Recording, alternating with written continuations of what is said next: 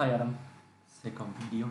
This time we're gonna talk about headquarter performance.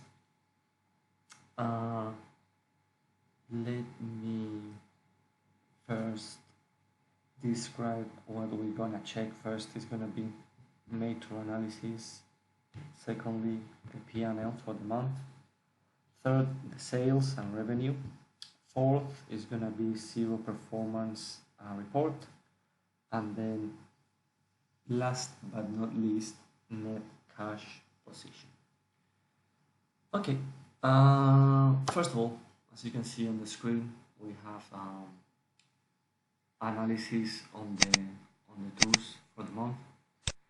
As you will be able to see, and as I described in the Divine tour, there's a difference between the cost of goods sold, the real cost of goods sold, and the cost sheet of around $2,000 with $5,000, and I think that's a pretty fair compensation to pay back to Divine. Give me your thoughts on that, please.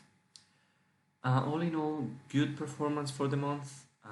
Probably the highest gross margin we've had lately. That's pretty much because of this cancel tour. Client got all the refund from the insurance company, so we never had to refund that money. So we kept most of it. Well, we kept all of it. Self-guided tours always being very profitable. Not much difference to what we thought we were gonna spend. A little bit different, but all in order. So pretty good result from the tours we ran. It's not the month we've run the most tours, but we've run very profitable ones. Let's move on to the P&L so you can see what I'm talking about most in detail.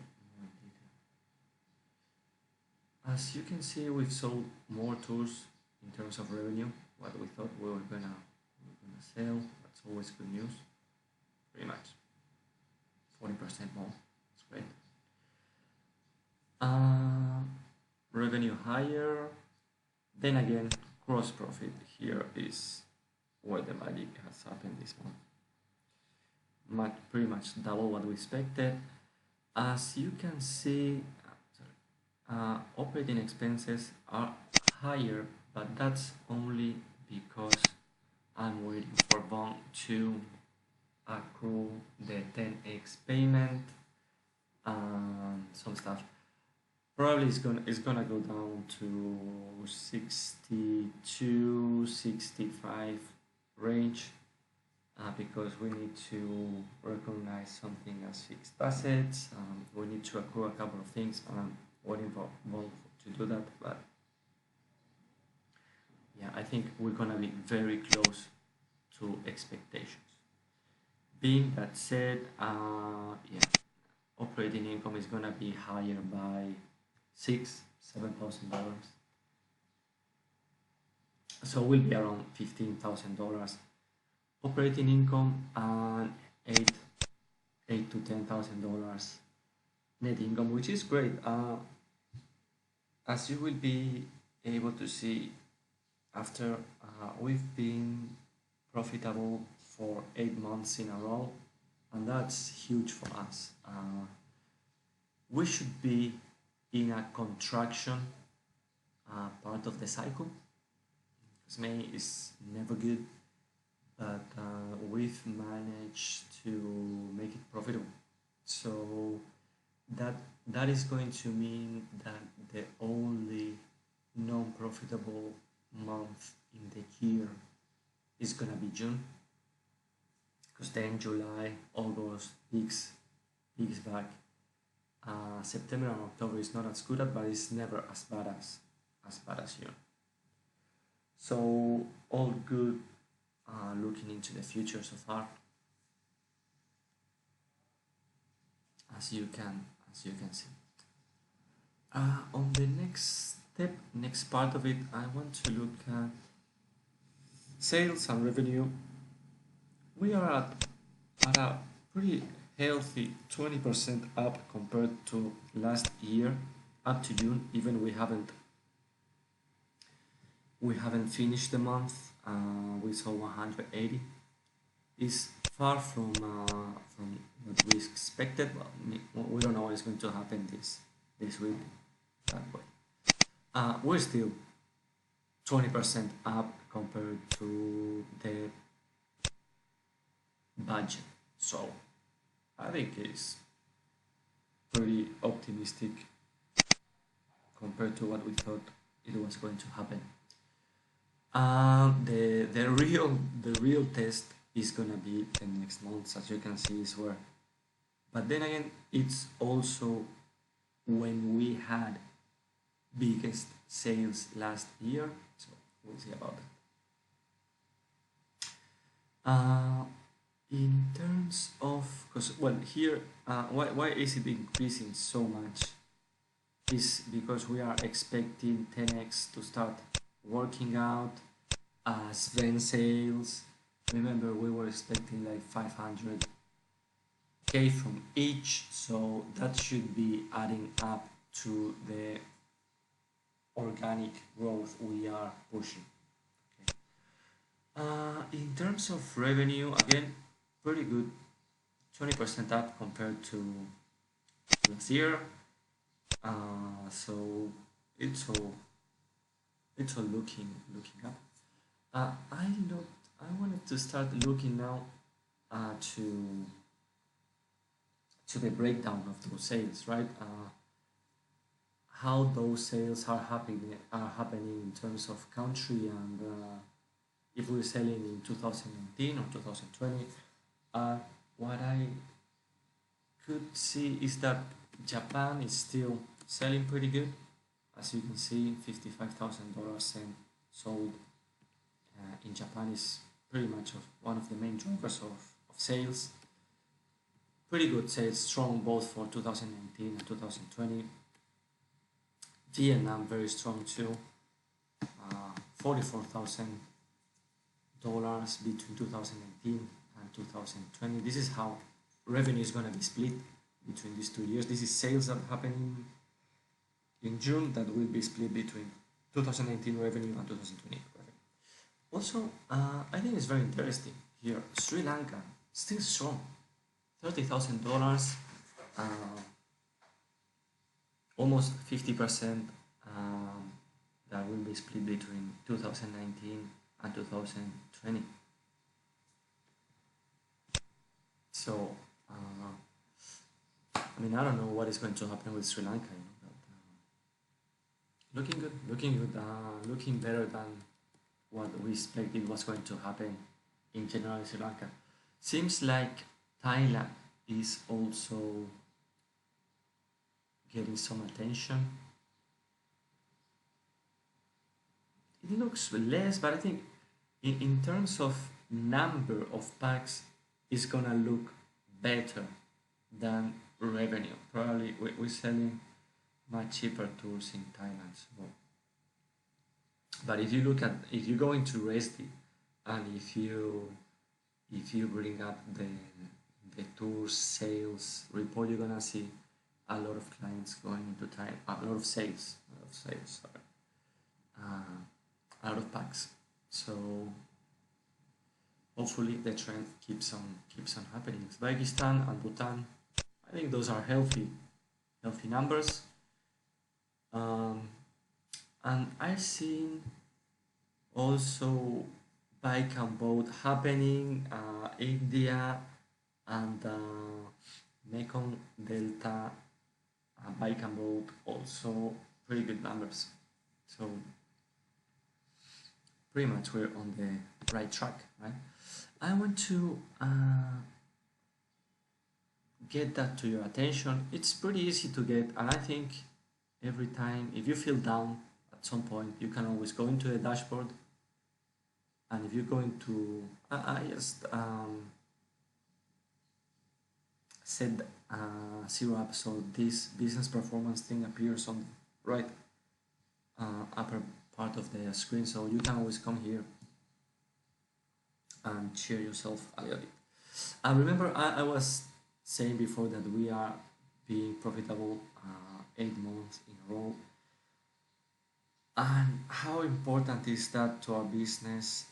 I want to stress it right now in these little graphs that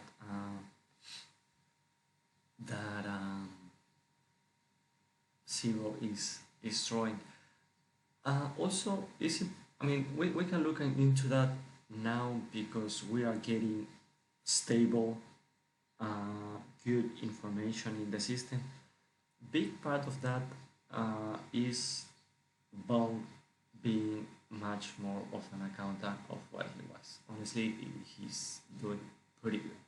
There's a lot of stuff he needs to improve.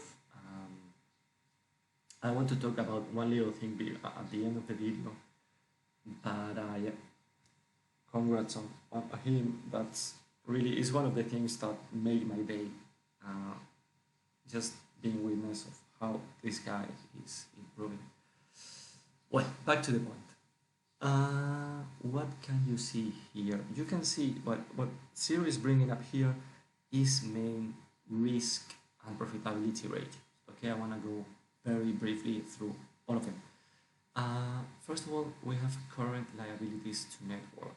This is basically current liabilities divided by net assets, okay, or equity.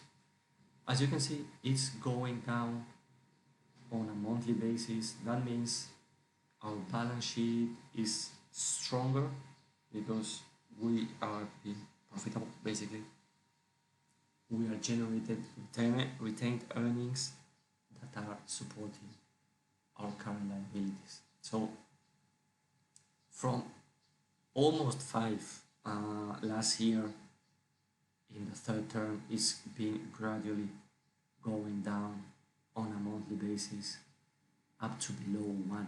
So our current liabilities, which as you know are mainly our debt to clients, the deposit paid by clients, they are not higher anymore than our equity.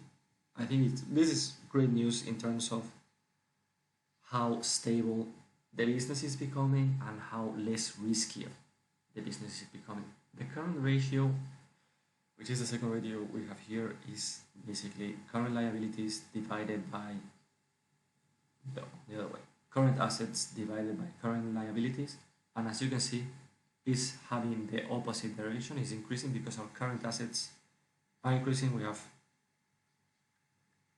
more cash, we have more trade receivables than we have liabilities. Always good news. Now we can cover current liabilities with the cash we have. Something we couldn't say before. This is super important. I mean, the moment we get to a ratio of 2, we can say we have arrived to that cash cushion we have been discussing 2 years ago. Remember when I started working and we saying we wanted to create a cash cushion. This is how we can see it's happening. The ratio, again, going down because this is basically debt divided by equity, and again equity is increasing, so the debt compared to equity is decreasing. Okay, this is the same thing. I mean, debt ratio is summing up debt and equity, and here is only equity on the divisor, so and the denominator, so it's fine. Same thing, basically. Fixed assets to net worth. I mean, as you can see, most of the times net worth equity is the denominator. So as it is increasing, all those risk and leverage ratios are looking way better. Gross profit. This is basically the main drive, right? We are getting much money from the tools we run. That's a fact, and that's how we are financing all our operations, and this is the source of of all the good things that, well, that most of the good things that are happening, because obviously we have all that increase in sales that is increasing also our gross profit. But this is key to all the good good results. Net profit, as you can see, since October we are showing net profit. Again, September, almost 8 9 months in straight away in a straight line that we are showing net profit. That's great news.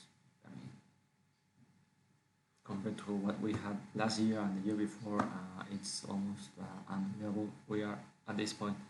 Working capital to total assets is pretty similar to the current ratio, because current ratio is current asset divided by current liabilities, and working capital is basically current assets minus current liabilities. So now we have a positive working capital. So that means we are again creating this cash on, which is the only real current asset we are holding at the moment. So that's it about the performance of the company, of the headquarters. I want to finish the video with net cash position in May. As you can see, very similar the cash position in April as in May. The only difference is basically we have run some tours and now we have less tour deposits compared to what we had last month, because again sales hasn't been as big as, and we don't have that many tours happening in the next 2 months, so it hasn't increased the deposit account that much. But keeping in good shape. 10k up for headquarters, 100 up on a consolidated basis compared to 120 down we were last year. This is very important. I know this still not looking very safe, but then again, we need to take into consideration the position we were last year. As a conclusion, I would say that, yeah, if the marketing campaigns we are financing today are going to impact us next year, we are all set up to have an amazing 2020. June is gonna look like crap as every June, but yeah, I think we're gonna look up at a great 2019 and an even better 2020. One thing I want to bring up lastly about Val, you know that he's a snowflake basically. He's a great guy. He's learning a lot, but I'm asking him to ask you stuff about the credit card on a monthly basis. I don't know if this is happening.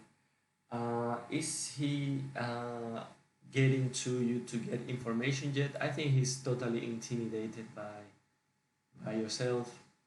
I don't know if he's, you know, getting to you to get the information he needs to do his job properly. Mostly on the part of your credit card, he has to work on that, right? But I don't think he's getting all the details he should, because sometimes it seems a bit random what he's doing, and when I ask him, um, yeah, the answers aren't great. So um, yeah, maybe the best way is to have him detailing in Asana all the information he needs from you to get. Um, but yeah, I would push him to get into it. Let me know your thoughts on all of this. And that's about it. Thanks for listening. If you have any question, please let me know. Cheers.